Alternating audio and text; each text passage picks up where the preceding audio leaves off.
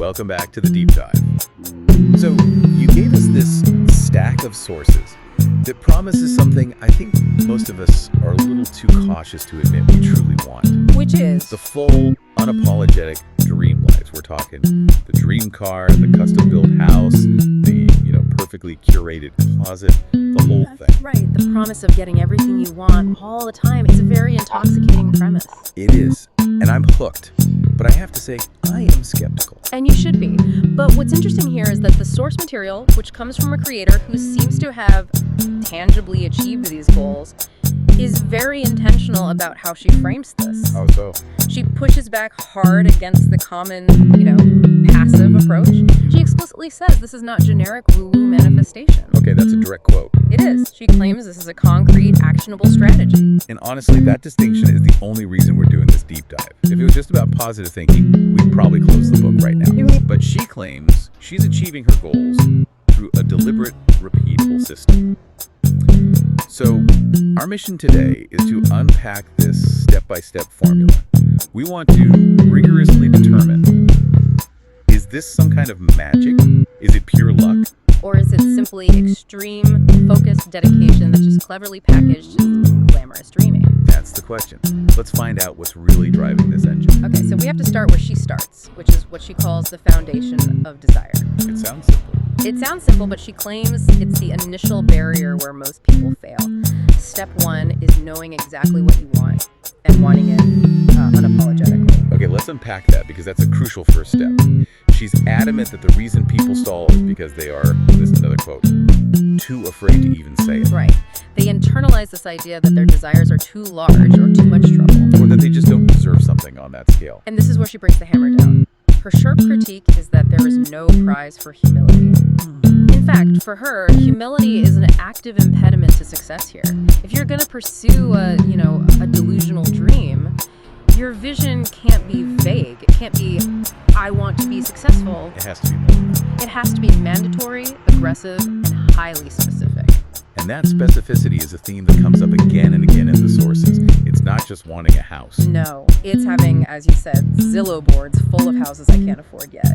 She knows the exact chandelier for the entry. The specific brand of doorknob she wants installed, the detail is incredible. And this isn't just today's goal. It's the goal for 10 years from now, broken down into tiny component parts. Precisely. And her entire aesthetic is a reflection of this focused energy. We see this hyper-detailed list of tastes. Like what? Well, gold is the favorite color, a preference for French neoclassical antiques, nude nails, and huge jewels. She even makes these vision boards that contain the exact color swatch, the designer name. And the shopping link for the handbag. Link, it's that specific. But let's be critical for a moment here. Doesn't spending that much time detailing the type of marble or finding the perfect chandelier link, doesn't that take energy away from the actual business strategy? That's a fair challenge. Where is the line between productive visualization and just, procrastinating by curating things? I think her answer would be that this precise definition is how the internal desire transitions from a fleeting fantasy into an unwavering fixed target. Okay. If you know the exact model, the exact color, and the exact street, your brain stops treating the goal as this abstract maybe. It starts treating it as what? An operational blueprint. That's the perfect way to put it. The source argues that by clearly mapping the target, the pursuit stops being passive dreaming, becomes active, directed planning. This level of wanting is, for her, the first form of dedicated work. So once the vision is impossibly specific, the conversation immediately shifts to action. It has to. Which brings us to section 2, manifestation redefined. She addresses the huge misconception about manifestation head on. She says, and I love this quote, manifest no wrong. That is not how it works. You need to work. That's the crux of the strategy right there. It's the point where internal vision has to translate into external effort. And the tool she provides to test your own sincerity is, well, it's profound in its simplicity. What is it? She asks you to administer this litmus test of effort. If someone was spying on your days, would they believe that you were serious about your goals? Oof. I think that question exposes most of us immediately. Right. If your dreams are enormous, a multi-million-dollar lifestyle, but your daily actions look like, apathy, the the spell is broken. The effort has to match the scale of the aspiration. And she gives such a compelling, kind of messy anecdote about running her jewelry business to hit this monumental monthly sales goal, 33. And it was the furthest thing from glamorous, from what I read. Oh, not at all. To achieve that goal, the source committed to waking up at 4 a.m. every single day. No exceptions. To do what? To pack orders herself. She spent hours hand-stamping and signing every single letter. The success wasn't born out of positive affirmations. It was born out of relentless physical. And the power of that story is her reflection on the outcome. When she finally hit the goal, she didn't call it a miracle or luck. No, she simply said it was not surprising, it was worth it. I love that. The belief wasn't that the goal would magically materialize. The belief was that the work she was putting in would inevitably make the goal happen. And that is the complete redefinition she provides. Manifesting, for her, is fundamentally believing that what you are doing, the action, the hustle, the sacrifice, is going to work. What's the formula? It's a formula. Hard work plus dedication plus belief in yourself. All of that combines to create the action. It sounds like a lot of sweat equity, for sure, but it's framed as a deliberate investment. Which leads us to the challenge of scale, right? It's easy to talk about massive action, but often the sheer size of the goal is just paralyzing. Totally. And this brings us neatly into section 3, connecting that enormous ambition with manageable micro-actions. Big picture, small steps. She uses the perfect anecdote to reframe that sense of scale. It's the story of the 3-year-old who wants to be an astronaut. Right, and the parent lists the requirements. Study, college, science, fitness tests, all these huge things. And the kid, who isn't burdened by all that perceived complexity, just shrugs and says, that's just 4 things. That reframes a colossal, life-defining ambition into 4 manageable milestones. So the strategy is clear. Grandiose plans are achieved with small, repeated actions. And if the goal feels overwhelming, you have to find a micro-action that you can execute consistently. She gives a perfect example of this from her own life, back when she was working as a Postmates driver. Yes, she desperately wanted this expensive pair of shoes, way out of her price range. But instead of being paralyzed by the total cost, You try to magically find a goal. no, instead she committed to the micro-action of picking up 1 extra delivery every day, just 1, and putting that exact money aside. Such a small, repeatable habit. And the result? In just 2 weeks, she had the money for the $75 shoes. The power wasn't in the size of the goal, but in translating a daunting aspiration into this manageable, daily, constant force. That shifts the mindset entirely, doesn't it? From a lack mentality to an abundance of effort. But the truly magnetic and maybe controversial element here is the concept of being delusional. She calls herself the most delusional person alive. She does, and she argues that being delusional is the only way to get delusional things. So what does she mean by that? It's not actual irrationality, is it? No, I think it's a strategic refusal to accept your present limitations as a permanent reality. It's an unwavering self-belief, even when your bank account and your address completely contradict your vision. The story of her driving up to the nicest building in LA as a broke Postmates driver. And telling the doorman, I'm going to live here. And then later, she actually moved in there. That's the embodiment of it. It sounds like treating the future reality as the present, even if it feels like you're trespassing. She takes fake it till you make it and elevates it. She calls it practicing reality. Practicing reality, I like that. It's like psychological pre-wiring.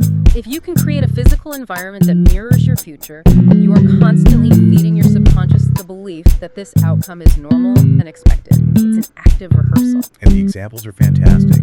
The one about putting fake jewelry in real Tiffany's and Cartier boxes. Yes, she knew the jewelry was costume, but the act of owning and handling those boxes rearranged her internal reality to match the vision. And the story about the flooring is even more profound because it was such a sustained commitment. Right, she installed DIY fake marble floors in a previous home, knowing full well they were imitation, and used them for years as a form of practice, a physical commitment to the feeling of living in luxury. Until she finally achieved her dream home with the real marble floors she had always envisioned years later. So the mechanism isn't about hoping the universe delivers the marble.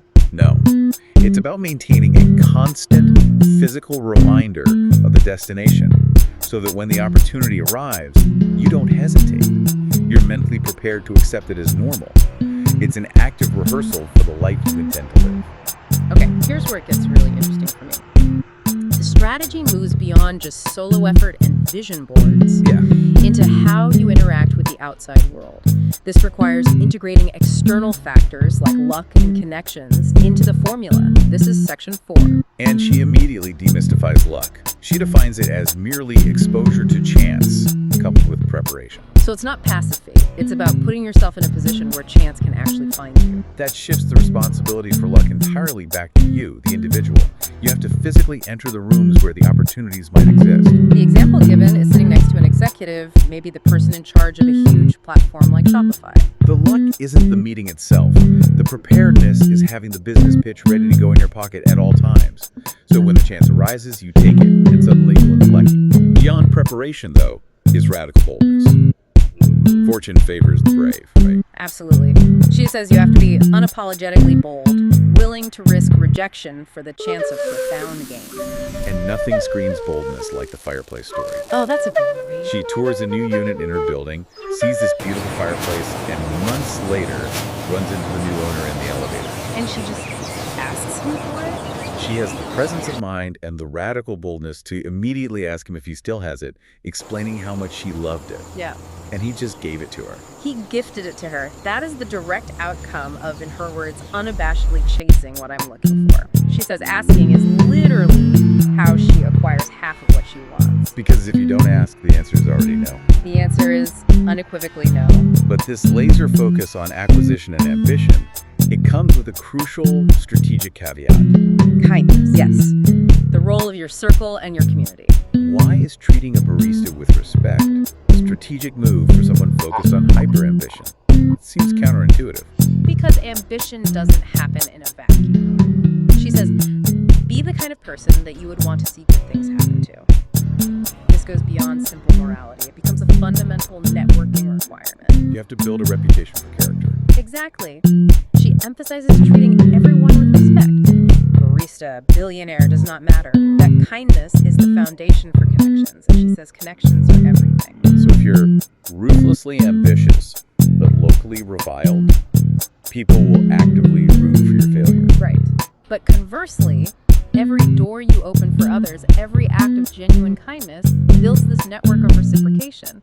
These are the doors they may one day open for you. She's cultivating a world where people are rooting for her. Which is an invaluable asset that money can't buy. And that leads perfectly to the final and maybe most crucial element, the real why. You can't just know what you want. You need to understand the deeper reason why you want it. This is, quote, the core, the heartbeat of dream chasing.